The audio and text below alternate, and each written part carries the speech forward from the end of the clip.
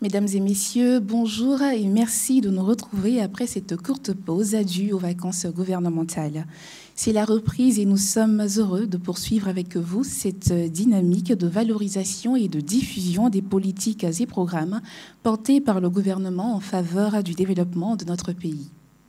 Aujourd'hui, nous mettons en lumière un sujet essentiel, l'autonomisation des femmes à travers le programme d'ICEFA, lancé officiellement le 19 septembre 2025 par le ministère de la Femme, de la Famille et de l'Enfant, et doté d'une enveloppe de 28 milliards de francs CFA. Et pour en parler, nous avons le plaisir d'interroger le directeur régional Abidjan du ministère de la Femme, de la Famille et de l'Enfant, M. Dako Dano. Le programme d'ICEFA est le couronnement d'une série d'activités faites par Madame la ministre. Courant 2024, sur 9 mois, elle a parcouru la Côte d'Ivoire à l'écoute des femmes pour recueillir leurs ressentis, recueillir leurs recommandations quant à leur autonomisation. Et donc, sortie de cette assise, ces assises qu'on appelait les ANAFSI, les Assises nationales des femmes de Côte d'Ivoire, elle a donné des orientations claires pour que les préoccupations, les recommandations soient traduites en projet. Ici, la femme est prise avec son activité, elle est formée, elle est accompagnée, on lui crée un réseau de commercialisation des produits qui sortent de son activité et elle devient actrice économique, actrice de développement. Donc le DICEFA sort la femme de l'activité qu'elle faisait de manière routinière, a transformé cette activité-là à une entreprise en part entière qui sera donc une activité qui sera imposable par donc les impôts qui seraient imposables par les fiscs. Donc ici, on accompagne la femme depuis le départ jusqu'à ce qu'elle vende ses produits. Depuis sa production, sa transformation, il y a donc un faisceau de réseaux autour d'elle, de sorte qu'elle puisse devenir actrice de développement. Le DICEFA vise l'autonomisation des femmes, mais des femmes qui sont en groupement, qui sont en association, des femmes qui sont dans le secteur agricole, qui sont donc dans la chaîne des valeurs agricoles, qui parlent donc de la production, qui portent sur la transformation, qui portent sur le transport et sur la commercialisation de ces produits-là. Les critères établis pour les bénéficiaires. Le premier critère, c'est donc les zones de pauvreté. Le deuxième critère, c'est donc d'être dans les activités génératrices de revenus qui sont du secteur agricole.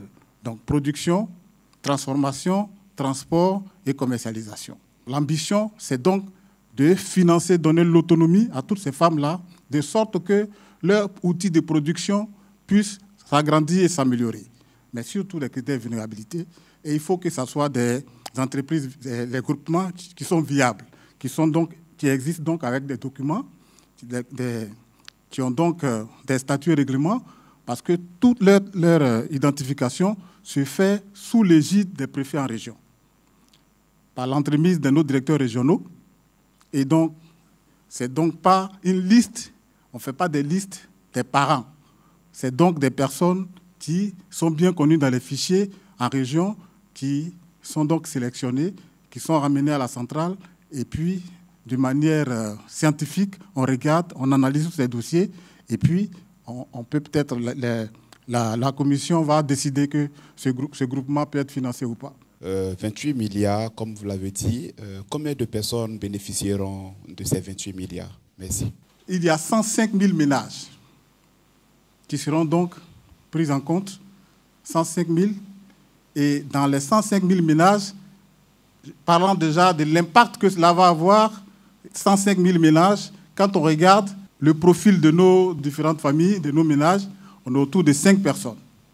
D'accord?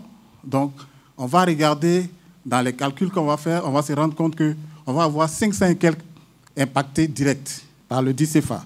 Donc, sur les 105 000 ménages, on va donc se rendre compte que les femmes vont impacter économiquement, n'est-ce pas, leur cadre de vie, leur environnement de travail.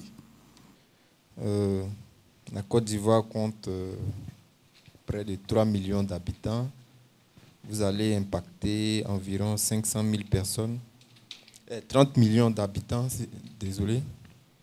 Vous allez impacter près de 500 000 personnes. Peut-on déduire que le programme est vraiment impactant? Nous sommes dans le cadre d'un programme. Le programme a donc des programmes comme projet, hein, ça touche des ressources limitées. Donc on impose des critères de sélection pour financer, n'est-ce pas, ceux qui rentrent dans ces critères-là. Donc, si on doit faire une analyse sur le programme Impact ou pas, c'est sur les bénéficiaires. Et c'est ça, parce qu'on est 30 millions dans le cadre d'un programme, on ne peut pas prendre, dans le cadre de ce seul programme-là, en compte toutes les femmes qui sont dans les 30 milliards, dans les 30 millions, pardon. Comme on a dit, il y a d'autres initiatives. Il y a déjà des initiatives existantes qui vont dans le cadre, qui sont donc des initiatives d'autonomisation de la femme. Nous avons cité des fonds. Le fonds, le FAFSI par exemple, depuis 2016, bénéficie chaque année d'une enveloppe budgétaire qui tourne autour de 26 milliards. Et jusqu'à cette date, jusqu'à la date de sa mise en œuvre, en 2016 jusqu'à aujourd'hui, c'est plus de 420 000 femmes qui sont prises en charge par ce programme.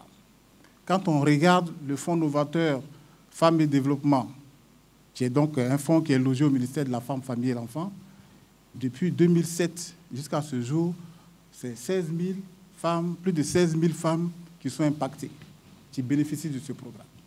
Mais avec celles qui bénéficient de ce programme, il faut voir leur famille, il faut voir leur ménage. Et comme je dis, le niveau de nos ménages, le profil de nos ménages, il faut en moyenne penser qu'il y a 5 personnes. Quand on n'a rien du tout dans une maison, il y en a au moins 5. Donc il faut multiplier ces chiffres-là par 5 pour voir combien de personnes qui sont impactées, n'est-ce pas, par ces différentes initiatives-là. Donc à cela s'ajoute le DICEFA. Le DICEFA ne viendra pas pour, en un clic, autonomiser toutes les femmes de Côte d'Ivoire. Le DICEFA va venir autonomiser une partie qui rentre dans les critères édictés par ce programme-là. Merci, Monsieur Dako. Mesdames et messieurs, ainsi s'achève cette session consacrée au programme DICEFA, lancé le 19 septembre 2025 par le gouvernement ivoirien pour soutenir les initiatives et renforcer les capacités économiques des femmes sur l'ensemble du territoire national. Nos remerciements vont au ministère de la Femme, de la Famille et de l'Enfant, représenté aujourd'hui par Monsieur Dako Dano pour la qualité des informations partagées qui ont permis de mieux saisir la portée et les enjeux de ce nouveau dispositif dans un contexte crucial pour notre pays. Nous vous donnons rendez-vous mardi prochain en direct sur les canaux digitaux de communication officiels du gouvernement de Côte d'Ivoire. Merci de votre fidélité et à très bientôt.